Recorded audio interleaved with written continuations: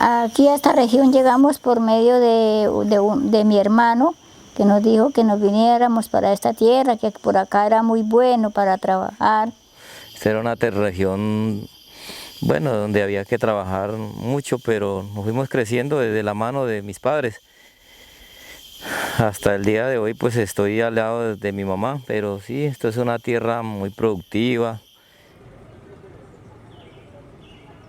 Mi nombre es María Ligia Guevara, tengo 62 años de edad, nací en el municipio del Castillo en el año 57. Mi papá era de Anolaima y mi mamita de Venadillo, Tolima. Ellos vinieron aquí muy jóvenes, traían a Jorge, muy chiquitico. Cuando los misioneros claretianos iniciamos a hacer presencia en la región del Ariari, concretamente en Medellín del Ariari, lo hicimos con un grupo de religiosos y religiosas que pertenecíamos a la Conferencia de Religiosos de Colombia de la Comisión Intercongregacional de Justicia y Paz. Eso fue en el año 1996. Pues en esa época, aquí la que mandaba era la guerrilla. En esa época mandaba era la guerrilla, había policía, sí, pero... Había presencia del Frente 26 de las FARC en esta región, históricamente había estado. Luego hace presencia el Frente 53 y el ejército hacía presencia prácticamente permanente con la presencia del batallón 21 Vargas que tiene sede en Granada. Habían por ahí grupos, pero la tranquilidad era normal, todo el mundo se dedicaba a trabajar, a sus trabajos, a sus cosas. Era algo que no se veía así tan notorio. Con Jorge Saúl todo el tiempo fuimos los mejores amigos y los mejores hermanos. Jorge Saúl, cuando yo me fui para Guamal, aquí pues estudiábamos, ¿cierto? Estudiábamos, nosotros eran los que trabajábamos en el campo, nosotros para todo con Jorge Saúl. Yo estaba en Bogotá, él iba a visitarme, él tenía una boutique en Guamal, él trabajaba, él estudiaba, después ya se fue a estudiar a Villavicencio. Esto se llama yuca brasilera, que ya tiene aproximadamente 5 mesecitos. Está bien hermosa, ya. La tenemos en lo limpio. Desde muy niño mis padres me enseñaron fue a trabajar el campo, a trabajar la tierra. Ya era un chiquitín muy fuerte, ya él trabajaba, ya desgranaba cacao, ya encerraba. Era muy activo el hombre, John Jairo. Él era muy juiciosito. Era un muchacho ya trabajador, a la hora de que, mejor dicho, sería mi mano derecha. El papá los ponía a embolsar tierra que para sembrar chocolate. Ese era el oficio que más les gustaba. Y nos encantaba coger chocolate, desgranar el chocolate. Como todo papá los regañaba para que salieran las cosas bien y aprendieran a trabajar. Pero que fuera así a tarbán con ellos, no. Él sembraba soya, arroz y maíz, sembraba maíz.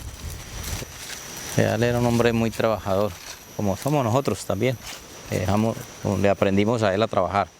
Ellos eran felices trabajando con el papá. Lo seguíamos desde el más chico hasta el más grande, lo seguíamos a él. Era nuestro ejemplo a seguir.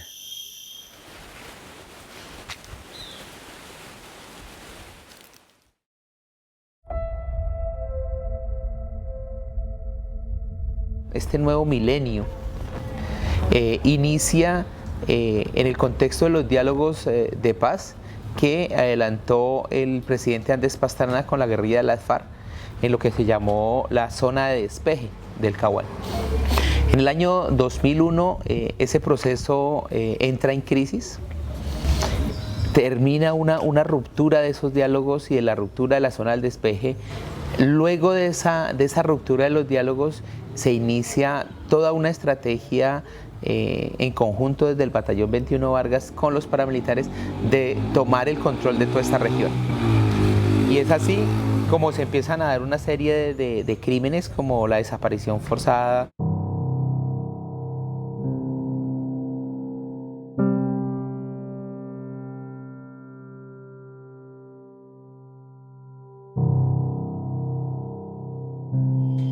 Jorge Saúl, él estudiaba en Villavicencio, de pronto un día se vino porque se enfermó y se vino y como mi papá nos había dejado una finca, él se fue para la finca. Él siempre venía de la finca, él llegaba aquí, llegaba donde mamá y bueno. Se bajó es que a la reunión una reunión porque iba a sembrar un cacao. Entonces lo llamaron a una reunión, él vino a la reunión, estuvo en la reunión. Él pasó por aquí, se despidió. Se fue donde mamá, se despidió, porque él iba para la finca, porque él ese domingo ya no bajaba acá al pueblo, porque ya había bajado el sábado. Se llevó un bulto de abono, le habías traído una yegua prestada y entonces se fue, cargó y se fue.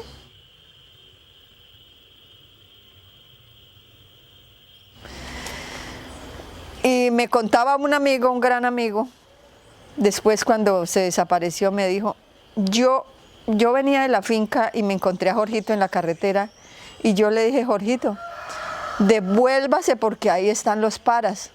Y mi hermanito le dijo, no, mijo, pero si el que nada debe, nada teme, yo no tengo nada que temer, yo voy para mi finca, ¿por qué me voy a devolver? Entonces como a los 3 días llegó el señor de arriba de la finca, el vecino de él, donde mamá, y le dijo, señora Rosalba, ¿y por qué mi yegua llegó? Y Jorge, ¿qué pasó con Jorge que no llegó? Si mi yegua llegó. Entonces ya mamá me mandó a llamar y yo fui, no, ¿qué pasa esto y esto? Y entonces, ¿pero cómo? Nos fuimos, busque por aquí, averigüe por allá.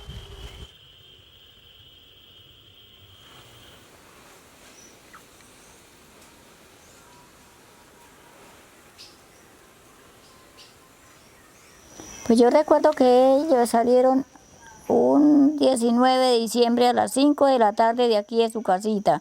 Pues mi papá se disponía a salir de la casa, él me propuso que me fuera con él y yo me alisté, pero el hermanito que tenemos desaparecido hoy en día le dio la jaqueca, le dio que me llevaran otro día, que él quería irse con el papá. Y llegaron al pueblo y ahí se estuvieron un rato esperando carro, hasta que bajó un carrito y se fueron y se quedaron en la casa de una señora Camila, que supuestamente el tipo donde él se quedaba era amigo, que fue el que nos hizo esta Elda. Pero resulta que ese señor era un tipo retirado del ejército, ¿sí? Que él se llamaba Baudilio Achuri. Claro, en ese tiempo se responsabilizó a un señor Baudilio Achuri, que era un señor retirado del ejército. El señor inclusive estaba trabajando aquí en la finca. Pues lo que tengo entendido, él le hizo inteligencia a mi papá, creyendo que era una persona rica, que tenía muchos beneficios y todo eso, entonces le hizo la idea de desaparecerlo. O sea, él es una de las personas sospechosas. Nunca más se volvió a saber absolutamente nada de él. Lo vieron salir, pero nunca más se supo de él. Y esa es la última vez que yo recuerdo a mi padre aquí con vida en la casa. De ahí pues hasta el día de hoy no sabemos nada ni de tanto de él como del niño. Nadie nos daba razón, nosotros corríamos por acá porque como en esa época era la violencia más terrible porque amanecían 3, 4 muertos. Entonces uno, donde veía a los chulos, uno llegaba. Pague un carro, un expreso que lo lleven a buscar a donde están los chulos, a ver si es el cuerpo de mí. No encontrábamos otro. De tanto llorar y de tanto desesperarme, un día un muchacho llegó y me dijo, doña Ligia, usted no busque más a su hermano por aquí porque su hermano lo pasaron como falso positivo. Le dije, ¿cómo? Dijo, sí. A su hermano se lo entregaron al ejército, lo uniformaron, lo pusieron a correr y le dispararon por la espalda. Le dije, ¿cómo sabe usted eso? ¿Por qué? Dijo, yo sé cómo le digo, doña Ligia, no lo busque.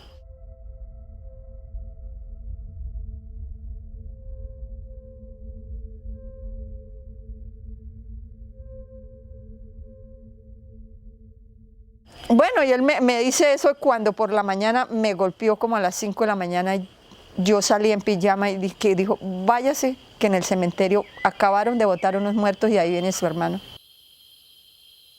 Cuando yo llegué allá, un furgón salía, ya iba para Granada. Entonces yo supuse que ahí en ese furgón llevaban los muertos, ¿cierto? Y yo pregunté y me dijeron, sí, eso allá estaba, ese furgón salió del cementerio. Nos fuimos en el carro, de hecho llegamos al batallón. Lo único que encontramos en el batallón fue insultos, porque yo me presenté, mucho gusto, vea, yo soy María Ligia Guevara, yo vengo porque de allá del castillo recogieron unos muertos en un furgón y los trajeron para acá. Yo vengo que me los muestre porque yo sé que ahí está mi hermano. Pues aquí lo que trajeron fue guerrilleros y usted debe ser guerrillera vieja, bueno, lo más horrible del mundo me dijeron. Venirnos con el mismo dolor y seguir buscando donde quiera, que nos decían que hay un muerto, que hay chulos, allá llegaba yo. Pero nada, nunca encontramos nada. Las lógicas del conflicto que se desarrollaron en el castillo van a involucrar a toda la población civil, ¿no? Ya entiéndase porque el ejército o los paramilitares obligaran a la gente a participar de operaciones militares y obviamente también la insurgencia va a utilizar servicios de la población civil. Ese tipo de muertes ayuda al control territorial.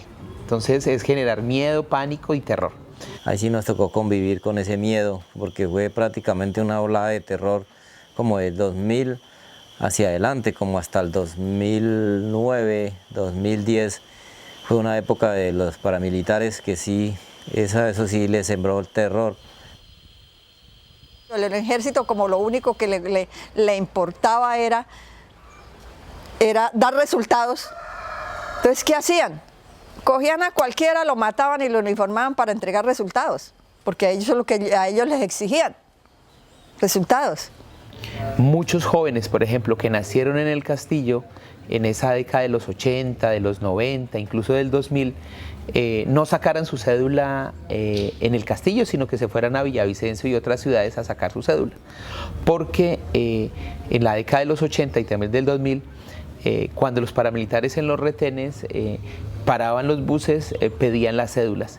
Y cuando la cédula era expedida en el municipio del Castillo, esas personas eran asesinadas o desaparecidas. Uno todos los días, ¿en qué momento me toca a mí? ¿Cierto? Hoy uno veía que pasaba la gente, le echaban a esos muchachos, estaban por allá tomándose una gaseosa y los montaban en esa moto y los pasaban por aquí. Le decían a uno, señora Ligia, hable por mí, pero uno ¿dónde iba a hablar? ¿Qué iba a hablar si nadie le atendía a uno? Se los llevaban, los mataban allá, los dejaban muertos. Para uno era una zozobra, una cosa horrible. Sí, había muchos amigos de que eran trabajadores. Hubo una masacre de 6 personas para el lado de Cumaral Bajo, donde eran personas trabajadoras. Pues, en ese tiempo pues yo era un muchacho, pero sí eran muy amigos de mi mamá, donde fueron masacrados y torturados. Y era gente campesina, era gente trabajadora.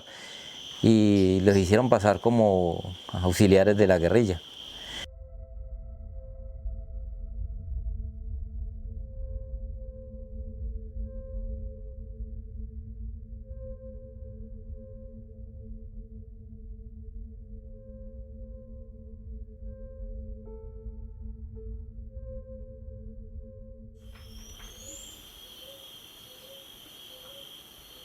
Pues yo puse el denuncio ahí en la fiscalía, una vez fui a Bogotá, de Bogotá me hicieron venir para Villao, y ahí he estado yo esperando, me han sacado la prueba de AN, y esta es la hora que no se sabe absolutamente nada, ahí estamos esperando.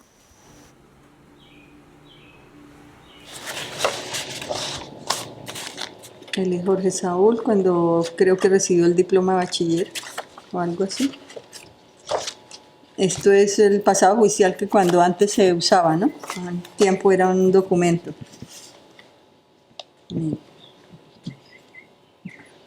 Libreta militar, ta.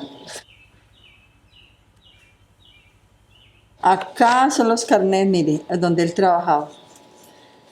Que él trabajó y estudió, ahí están los carnets.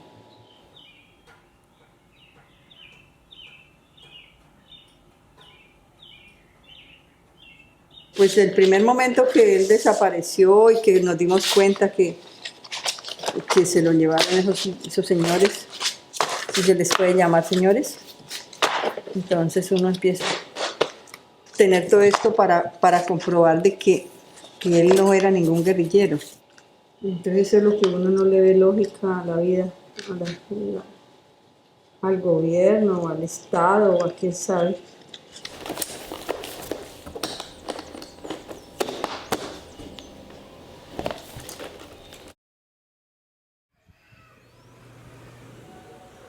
Problemas que fuimos encontrando en la búsqueda de personas desaparecidas fue, uno, como la falta de claridad de muchos funcionarios. Había una intencionalidad un poco perversa de desvirtuar el crimen de la desaparición forzada.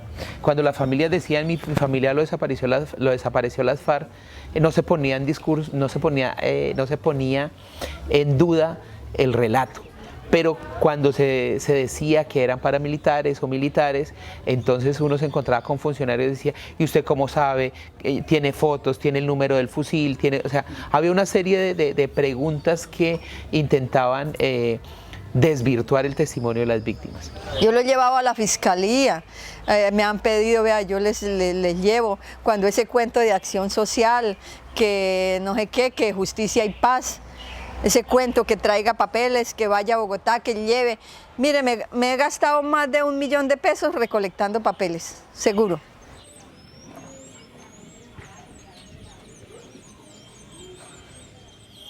Como todo ser humano, uno le hace falta a su papá, ¿no? Y para mí, pues mi papá me hizo mucha falta, de que pues él tenía muy buenos pensados hacia sus hijos. Y la relación con mi hermanito, pues era muy buena porque era chiquitín, era el pequeñito de 4 hermanos. La relación con él era muy buena y uno en su pensar, pues uno quiso crecer al lado de él, ¿no? Porque éramos dos, aparte de hermanos, éramos muy buenos amigos. Ya, ¿qué puedo hacer? Ya me toca resignarme a que ya no los tengo, ya no están conmigo. Vamos a ver qué pasó con ellos, por qué hicieron eso. Si él no era una persona que a nadie molestaba, que a nadie ofendía, ¿por qué me los tenían que quitar en esa forma?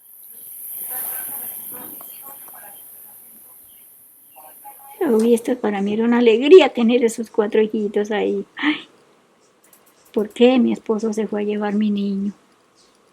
Dios mío, los cielos, sí.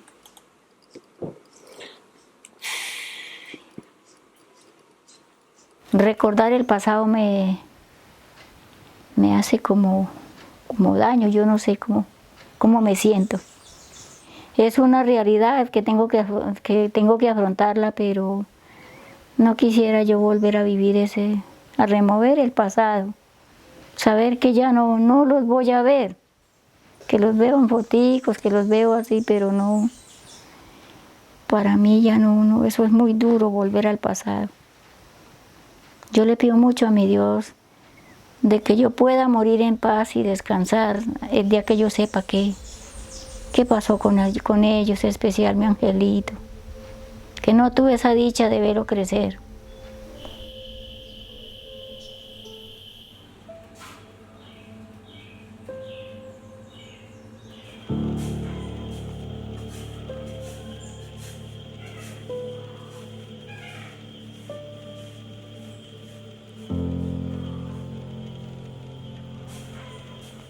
Porque es que cuando vivía mi hermano, nosotros era, o sea, cualquier cosa que a mí me pasaba, ahí estaba él para ayudarme, para apoyarme.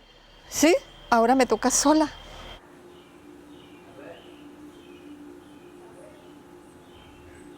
Y a mi bebé, Luis Alberto, pues él le ayudaba que si yo no entendía una tarea, ahí estaba él para explicarle, ¿cierto? Que en diciembre él cualquier detallito le daba a mis hijos porque los quería a sus sobrinos, para él, sus sobrinos. Entonces, eso es algo que a uno le falta, el cariño. A mí, ¿quién me da cariño hoy en día, fuera de mis hijos? Nadie, porque no tengo a nadie. Ese apoyo que tenía en mi hermano no lo tengo hoy en día y me hace mucha falta. Si estuviéramos juntos, la vida sería tan diferente. No había esta soledad porque cuando él estaba, él me veía que yo tenía un problema y él me ayudaba a salir adelante, vayámonos para algún lado, paseemos. Nos gustaba pasear mucho. Nosotros los dos nos íbamos para el mar y por la mañana nos íbamos a caminar por toda la playa los dos solos hasta por la tarde cuando volvíamos al hotel, ¿sí? Nosotros éramos así o salíamos para cualquier lado, una fiesta. Habían unas ferias, me decía, hermanita, véngase que hay unas ferias, amanecíamos bailando los dos, las ferias en San Martín, sí, para todo eso nosotros éramos juntos, unidos para todo. Y ahora, nada.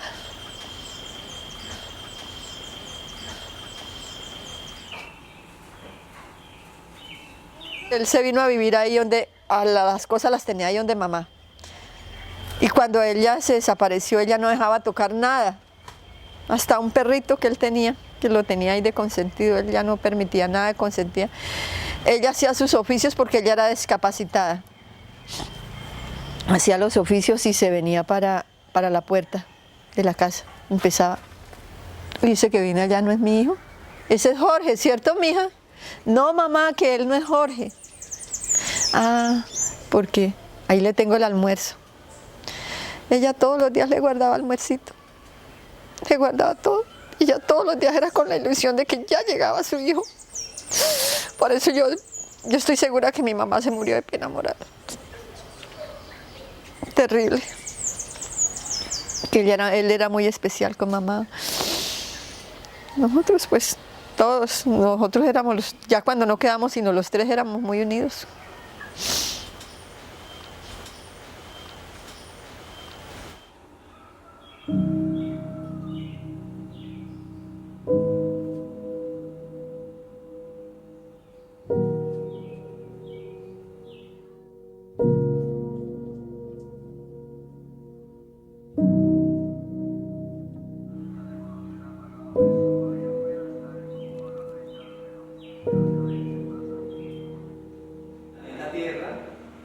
Continente, Colombia, ¿cierto?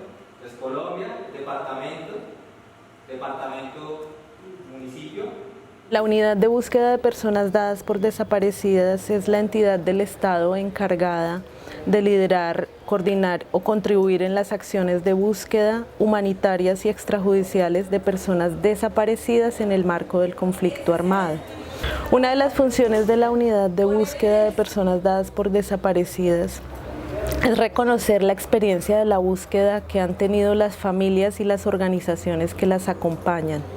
En ese sentido, para nosotros aquí desde el departamento del Meta, ha sido muy importante el trabajo que hemos adelantado con la Corporación Claretiana, que tiene un trabajo y una trayectoria importante en el acompañamiento a las familias que buscan en el municipio del Castillo y en particular aquí en el circuito veredal de Medellín del Ariari. Con la corporación estamos trabajando en la posibilidad de que ellos sean el puente entre la unidad y algunas familias que han venido acompañando durante mucho tiempo en materia de documentación de casos, de intercambios de información que contribuyan a los procesos de búsqueda.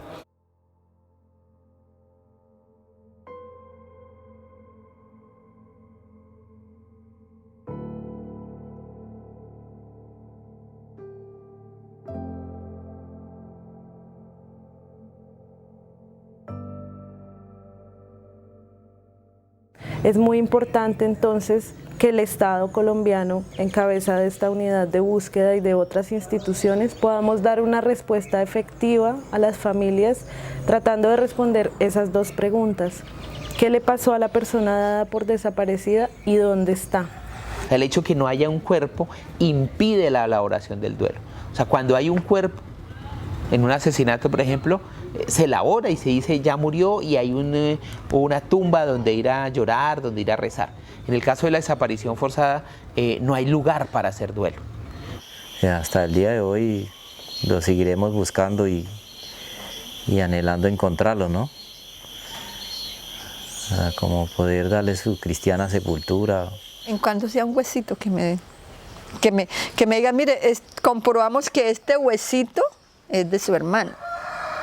Pero hasta el momento nada. Incluso siempre toda familia guarda la esperanza. Algunas personas de las que acompañamos hemos ya tenido información de que la Fiscalía tiene identificado el cuerpo, sabe más o menos dónde está, pero la mamá dice, no, yo hasta cuando no tenga los huesitos de mi hijo, yo no lo doy por muerto. O sea, dice, yo sigo conservando la esperanza de que él venga vivo, ¿no? Pues yo tengo la esperanza, le pido mucho a mi Dios, de que mi hijito esté con vida. Ya creo que mi esposo sí no, pero mi hijo sí. Añoro esa esperanza de que de pronto mi hijito de aquí a mañana, algún día menos pensado diga, mamita, aquí estoy. Entonces esa esperanza de mantenerlo vivo se confronta todo el tiempo con una realidad objetiva y es que no está. En mi tiempo de soledad, yo como que lo veo que llega como en un coche, o sea, cosas imaginarias que se imagina uno. Que él llega en un coche que es un tipo grande, muy bien presentado, muy bien educado y que llega como a buscarnos, o sea, como en cosas imaginarias, como dicen que uno envejece pero nunca deja de ser un niño o pensar como un niño. Pero sí me imagino que él sí puede estar en este mundo por ahí, en alguna partecita por ahí debe estar mi hermano, John Jairo Forero.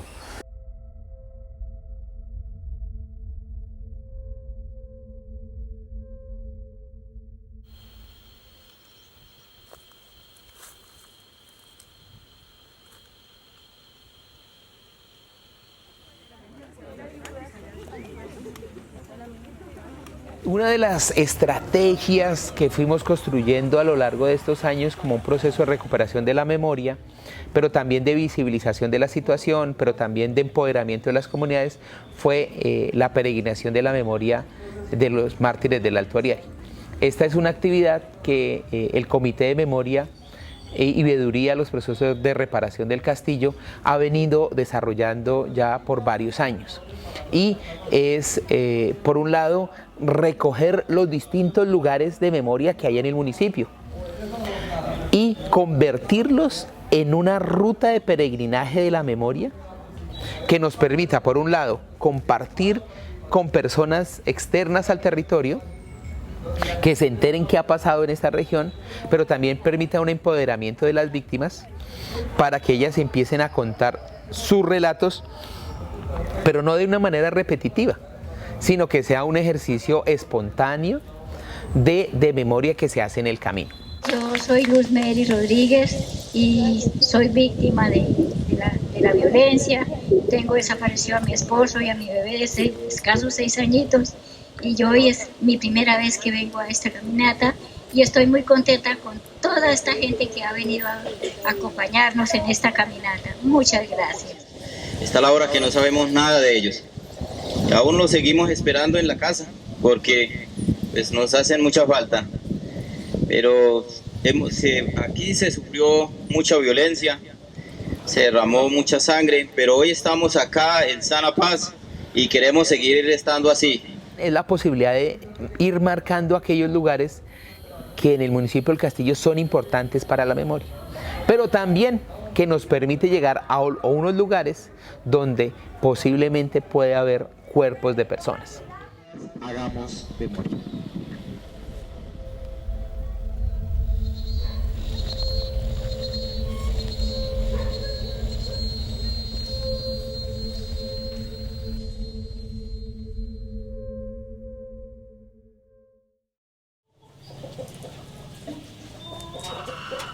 un refugio, como una distracción. Aquí olvido todas mis penas, aquí, o en el día yo aquí no recuerdo nada de mis tristezas, yo aquí la paso. Mi hermano Jorge le gustaba el campo, cuando él desapareció y nosotros fuimos allá a la finca, habían más de 100 gallinas, habían 9 reses, había un marrano. Él le gustaba, él vivía solo, pero él le gustaba ser juicioso y tener sus cosas, sus gallinas, todo, como si hubiera allá un poco de gente, pero él vivía solito allá, cuando yo iba a visitarlo.